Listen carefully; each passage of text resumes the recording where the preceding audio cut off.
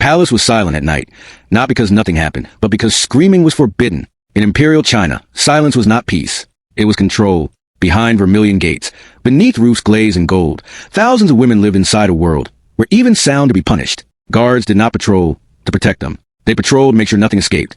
No cries, no rumors, no truth. Official history describes emperors as wise rulers, sons of heaven, guardians of harmony. It records their wars, their reforms, their poetry. What it carefully avoids describing is what happened to the women taken into their inner palaces. This story begins where the record breaks, where memory was deliberately erased. Imagine being taken from your home at an age when childhood has barely ended. You are told you have been selected.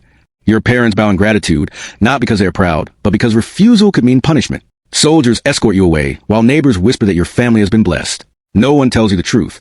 No one tells you that once you cross the inner court, you will never return. You will never marry. You will never choose your own life. You will never leave except as a body. Weeks later, after days of travel, you are brought through gates that separate the outer world from the forbidden interior. Eunuchs, men who have been mutilated in service to the throne, watch as you undress. Your hair, teeth, skin, posture, and silence are examined. Notes are taken. Numbers are assigned. From this moment forward, your name no longer matters. You are an entry in a ledger. For more than 2,000 years, the imperial concubine system functioned as a machine of domination. It was not romance. It was not luxury. It was state policy. Emperors maintained vast harems, not merely for desire, but for control. Powerful families were required to send daughters into the palace, so they could not form alliances through marriage. Beauty became a liability. To refuse was to invite suspicion. Once inside, a woman ceased to belong to her family. She belonged to the emperor, and more precisely, to the state itself. Life inside the palace was governed by surveillance. Eunuchs recorded menstrual cycles, pregnancies, miscarriages, illnesses, and sexual access. Intimacy was scheduled. Desire was regulated. Even the emperor's movements were lawed to prevent favoritism from destabilizing court politics. A concubine could be punished for attracting too much attention, and punished again for attracting none. Fertility was demanded, but pregnancy was dangerous. Failure to conceive could be interpreted as moral deficiency. Conceiving at the wrong time could be interpreted as manipulation. Every outcome carried risk. The greatest danger was visibility. History reveals a consistent pattern across dynasties. Concubines who rose too high rarely survived long. Favor created enemies. Influence attracted accusations. Poisonings were common. False charges were routine. Exile, forced suicide, and execution followed quietly. Survival depended on being invisible. Many women learned to erase themselves while still alive. This logic reached an early and terrifying clarity under Qin Shi Huang, the man who unified China through fear and force. His reign is remembered for standardization, law, and construction of an empire. What is less remembered is what happened when he died in 210 BCE. According to Sima Qian's records of the Grand Historian, Qin Shi Huang's vast tomb was sealed not only with terracotta soldiers and trapped artisans, but with living women. Concubines who had not borne sons were reportedly buried alive to accompany him into the afterlife. They were not honor companions.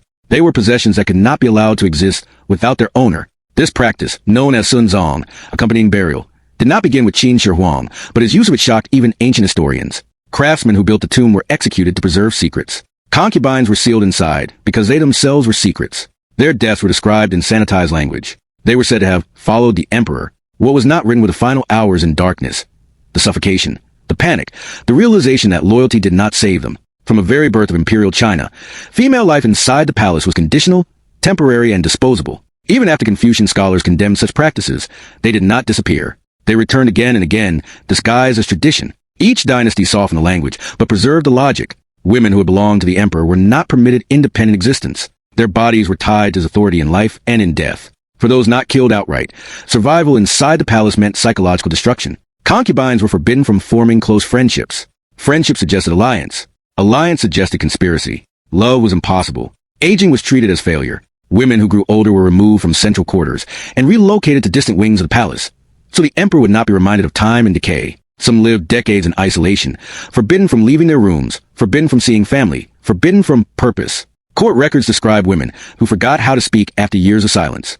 Others developed compulsive behaviors, rocking back and forth, whispering prayers to walls, staring endlessly at courtyards they could never cross. Suicide was common, though rarely recorded honestly. Hanging with silk scarves, poison hidden in cosmetics, starvation disguised as illness. These deaths were often listed simply as natural. And still, the palace continued to recruit. Generation after generation, young girls were brought in to replace the dead, the aging, the forgotten. The system did not adapt to protect them. It existed to consume them. This was not excess. This was structure. This was a foundation upon which later dynasties would build something even more refined, even more merciless. If you live in imperial China, would you survive the inner palace? Subscribe for more hidden horrors history tried to erase. The Ming Dynasty did not invent cruelty inside the palace, but it systematized it in ways that made survival feel temporary even on good days. When the dynasty was founded in 1368, the empire was exhausted by chaos and rebellion. Order became obsession. Control became virtue. And women inside the palace became the easiest targets for fear disguised as morality. The man who shaped this atmosphere more than any other was Hongwu Emperor. Rising from peasant poverty to absolute power, Hongwu trusted no one. Every threat he imagined felt real. Because his own life had been built on rebellion, ministers were executed on suspicion alone. Generals were purged. And women, especially concubines, were viewed as silent dangers capable of influencing rulers from the shadows. Hongwu believed that the downfall of earlier dynasties could be traced to women inside the palace. He accepted old Confucian warnings about female influence and transformed them into law. In his court, concubines were not simply companions. They were moral risks. His solution was not reform, but elimination. He decreed that when an emperor died, his concubines were not to live on as widows. They were to die with him. This was not symbolic loyalty. It was physical death. Court officials protested, submitting memorials arguing that forced suicide violated moral order. Hongwu rejected them all. In his view, the stability of the state outweighed the lives of women, whose only crime was survival. When Hongwu died in 1398, the doctrine became reality. Dozens of concubines were forced to hang themselves or were executed outright. Some were young enough to still be learning court etiquette. Their deaths were recorded briefly, stripped of detail, described as ritual necessity. The palace did not mourn. It moved on. The message was clear to every woman who remained alive inside its walls. Longevity was dangerous. This fear did not fade with Hongwu's death. It deepened. His successors inherited a palace where female life expectancy was tied directly to male survival. A concubine who outlived an emperor possessed memory, intimacy, and knowledge. Those qualities made her suspect. The system taught women to fear not only disfavor, but time itself. Every year lived was a risk. The atmosphere became even more lethal under Yongle Emperor, Hongwu's son, who seized the throne through civil war. Yongle did not rule as a man at peace with legitimacy. He ruled as a man surrounded by ghosts. He expanded the palace, expanded the harem, and expanded surveillance to suffocating levels. Eunuchs were elevated as intelligence agents. They monitored conversations, facial expressions, friendships, and even silence. A concubine who spoke too little could be accused of plotting. One who spoke too much could be accused of manipulation. Under Yongle, accusations did not require proof. Rumor alone could lead to interrogation. Interrogation often led to confession. Confession led to death. One recorded incident tells of a concubine accused of secretly learning to read internal palace documents. Literacy, in her position, was interpreted not as education, but ambition. Ambition was treason. She was executed inside the palace to serve as a warning. Knowledge itself became forbidden to women whose role was meant to be ornamental and obedient. Sex inside the Ming court was stripped of intimacy entirely. It became a political act, carefully recorded and controlled. Favor brought status, but status brought enemies. Pregnancy was a double-edged threat. A concubine who conceived would elevate her position overnight, but she also became a focal point for court factions. A child meant succession possibilities. Succession meant instability. To prevent this, the court developed brutal solutions. In several documented cases, mothers of imperial sons were removed from power, forced into isolation, or quietly executed, so their families could not leverage influence through them. These actions were not considered murder within the system. They were framed as preservation of harmony. Women were removed not because they had done wrong, but because they existed in the wrong position. Some concubines understood this logic and tried to escape it. They starved themselves to avoid pregnancy. They deliberately disfigured their faces. They avoided attention at all costs. Survival required becoming forgettable. Even this was no guarantee. Favor shifted quickly. A woman admired one year could be accused the next. Jealous rivals weaponized gossip. Eunuchs sold information. Poisonings were subtle and rarely investigated. Illnesses were convenient explanations. The palace did not require public executions to kill. It preferred silence. Concubines who survived emperors faced a different kind of death. They were forbidden to remarry, forbidden to leave, forbidden to rebuild identity. They were sealed inside the palace as living remnants of a past reign. Aging women were moved to peripheral quarters, far from ceremonial spaces. Their days were reduced to routine. Their lives became maintenance costs in imperial budgets. Some lived into old age without ever seeing the outside world again. The Ming palace normalized despair. Fear was not an accident. It was cultivated. Women learned to regulate their own thoughts because the punishment for error was final. Death was not chaotic or emotional. It was administrative. Orders were written. Protocols were followed. Bodies were removed quietly. New girls were brought in to replace them. By the end of the Ming Dynasty, the palace had become a place where hope itself felt dangerous. Women understood that the system did not need them to fail. It needed them to disappear. Their silence was proof of order. Their deaths were footnotes. And the lessons learned in this period would not be forgotten. They would be refined, softened on the surface, and carried forward into the next dynasty, where cruelty would no longer scream, but whisper. The Qing dynasty inherited a palace already soaked in fear, but it transformed that fear into something quieter, colder, and far more efficient. When the Manchu rulers took power in the mid-17th century, they presented themselves as restorers of order after chaos. Publicly, they spoke of discipline, harmony, and restraint. Inside the inner palace, restraint did not mean mercy. It meant refinement. Violence no longer needed to be loud to be effective. It needed to be constant, invisible, and unquestioned. Under the Qing, the concubine system became an airtight hierarchy. Every woman was ranked, catalogued, and measured against others daily. Titles were precise, and the distance between ranks could mean the difference between warmth and cold, nourishment and hunger, life and slow decay. A single demotion could reduce food rations, cut access to physicians, or move a woman into unheated quarters during winter. No explanation was required.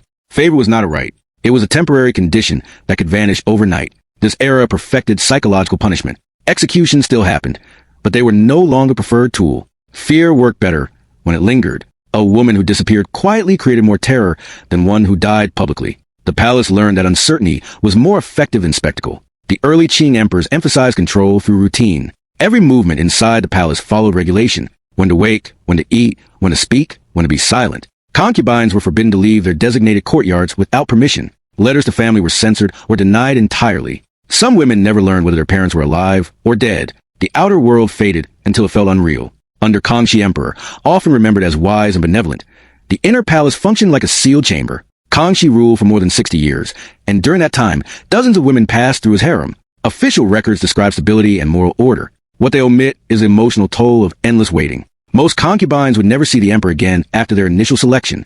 Years could pass without a single summons. Women lived suspended between hope and abandonment, knowing that attention could bring elevation, but also destruction. A woman who failed to attract notice faded. A woman who attracted too much became dangerous. The safest position was obscurity, yet obscurity carried its own punishment. Forgotten concubines were reassigned to menial duties, or relocated to remote wings of the palace. Some became servants to younger women who now outranked them. The humiliation was deliberate. It reinforced the message that status was temporary and obedience eternal. The cold palace became one of the Qing court's most effective tools. It was not a single building, but a concept. Women sent there were not formally accused or sentenced.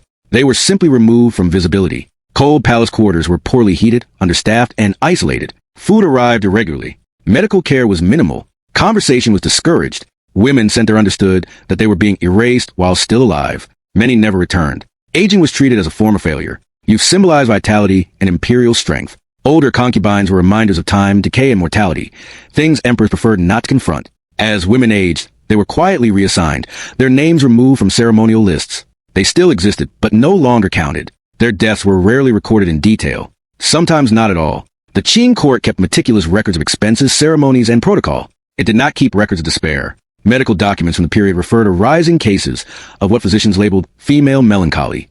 Symptoms included withdrawal, insomnia, loss of appetite, and hysteria. Treatments consisted of herbs, rest, and further isolation. No one questioned why so many women inside the palace exhibited the same suffering. The cause was not examined because it was structural. Suicide became a silent epidemic. Silk scarves, hairpins, cords from curtains. The methods were chosen for privacy. A woman who killed herself disrupted order, but a woman who disappeared quietly preserved it. These deaths were often recorded as illness or weakness.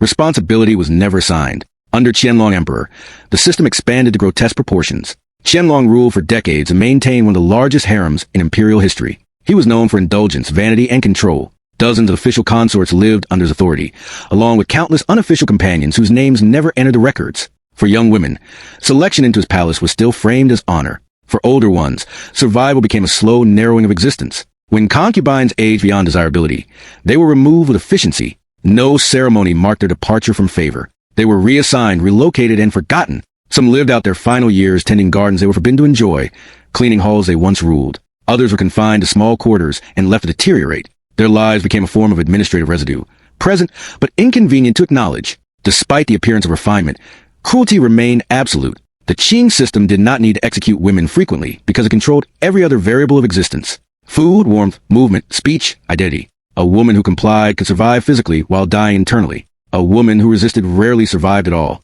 Outside the palace walls, the empire projected harmony. Confucian ideals emphasized balance, morality, and order. Inside, those ideals were twisted into tools of control. Obedience was moral. Silence was virtue. Suffering was invisible. Foreign visitors who glimpsed the palace from the outside described beauty, symmetry, and serenity. A few who learned of the inner world wrote cautiously of thousands of women who never left, who lived entire lives within walls they did not choose. Their observations were dismissed as misunderstanding or exaggeration. By the late Qing period, the system had become self-sustaining. New girls replaced the dead and forgotten. The palace consumed youth and expelled age. Women learned the rules quickly. Do not stand out, do not trust, do not hope. Survival depended on emotional withdrawal. The safest heart was an empty one. What the Qing dynasty perfected was not brutality, but erasure. Women did not need to be killed to disappear. They only needed to be excluded from memory. And when the dynasty finally collapsed under internal decay and foreign pressure, the palace did what it had always done. It closed its gates, sealed its records, and allowed thousands of female lives to dissolve into silence. When the dynasties finally collapsed, the women did not emerge in the ruins. They vanished with the institutions that consumed them. Palaces were looted, archives burned, thrones overturned. Yet the inner quarters remained sealed in another way, sealed by selective memory. Official histories were compiled quickly after each fall, written by men tasked with restoring moral order. Emperors were judged. Ministers were criticized or praised. Wars were analyzed. The women of the palace were reduced to silence. Concubines became anecdotes when convenient. Scandals when unavoidable, and omissions when never possible. What had been routine suffering for centuries was treated as irrelevant to the story of the state. This erasure was not accidental. To acknowledge what happened inside the palace would have destroyed the moral foundation upon which imperial rule justified itself. Confucian ideology demanded harmony, hierarchy, and virtue. The concubine system violated all three in practice, but preserved them in appearance. Women were sacrificed so the illusion could survive. Their pain did not register as injustice because they were not recognized as independent subjects of history. They were functions, assets, risks to be managed. Fragments of truth survived despite the effort to erase them. Archaeological discoveries near imperial tombs revealed mass burials inconsistent with ceremonial death. Memorials written by court officials protesting executions surfaced in later collections. Their warnings ignored at the time and downplayed afterward. Foreign observers, Jesuit missionaries, diplomats, traders, recorded cautious descriptions of palace life, noting the thousands of women who never left, who aged behind walls they did not choose. These accounts were dismissed by later historians as misunderstandings or exaggerations, because accepting them required confronting the cost of empire. Even language participated in the cover-up. Words softened violence. Women were said to have followed emperors in death. They were sent away, relieved of duty, confined for rest. Execution became ritual. Starvation became illness. Suicide became weakness. Over centuries, this vocabulary hardened into tradition. By the time modern historians attempted to reconstruct the truth, the paper trail had already been filtered through generations of justification. What emerges when a fragment are assembled is not a series of isolated abuses, but a system, a machine that processed women from youth to disappearance with terrifying consistency. Entry was involuntary. Survival was conditional. Exit was forbidden. The palace functioned as a closed ecosystem where power flowed in one direction and suffering flowed quietly downward. Each dynasty inherited the structure, modified the surface, and preserved the core. The names of emperors changed. The logic did not. The Forbidden City itself became a symbol of this contradiction. To the outside world, it represented order, beauty, cosmic balance. To those inside, it was a place where life narrowed year by year. Walls designed to inspire also ensured isolation. Courtyards that appeared serene functioned as containment zones. Every architectural choice reinforced separation. Between ruler and ruled, between visibility and erasure, between those who mattered and those who did not. For the women, time behaved differently. Days were repetitive. Years blurred. Waiting became existence. Waiting for summons, for favor, for news, for permission, for death. Many never saw the emperor again after their initial selection. Others were summoned only to discover that attention could be fatal. Love, if it ever existed, was inseparable from fear. Attachment meant vulnerability. Detachment meant survival. The psychological cost was immense. Modern terms like depression, anxiety, and trauma barely captured the reality of enforced identity loss. To be forbidden from choosing, from leaving, from being remembered, erodes more than morale. It erases selfhood. The palace did not simply imprison bodies. It dismantled minds. And because this destruction occurred behind walls, it could be denied. When imperial rule ended in the early 20th century, the palace gates finally opened, but not for those who had suffered inside. Most were already dead. Others were too old, too broken, or too invisible to matter. The new nation looked forward, eager to distance itself from feudal cruelty. The past was simplified. Reform required forgetting. The women were left behind once more. What remains today are restored halls, guided tours, and carefully curated exhibits. Visitors walk through rooms where power once resided, admiring craftsmanship and symmetry. Few are told how many women lived entire lives without stepping beyond these walls. Fewer still are told how many died quietly so that order could appear intact. The silence persists not because evidence is absent, but because the story is uncomfortable. This is why the erasure matters. Not because it is unique to China, but because it reveals how easily suffering can be normalized when it serves power. The concubines were not victims of individual cruelty alone. They were casualties of a system that valued stability over humanity, appearance over truth, authority over life. Their experiences challenged the romantic image of empire and forced a reckoning with the cost of greatness.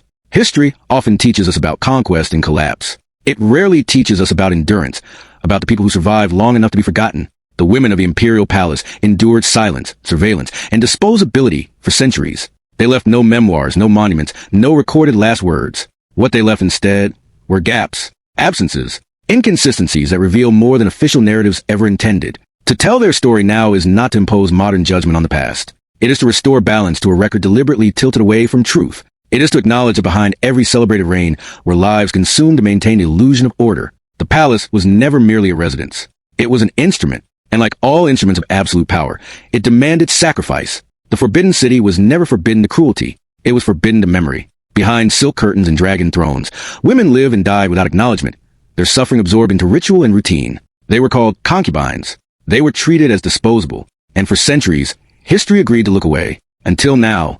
If you want more stories that history tried to bury beneath ceremony and power, stay with us. Subscribe and keep listening. The past is not as distant as it pretends to be, and its silences still speak.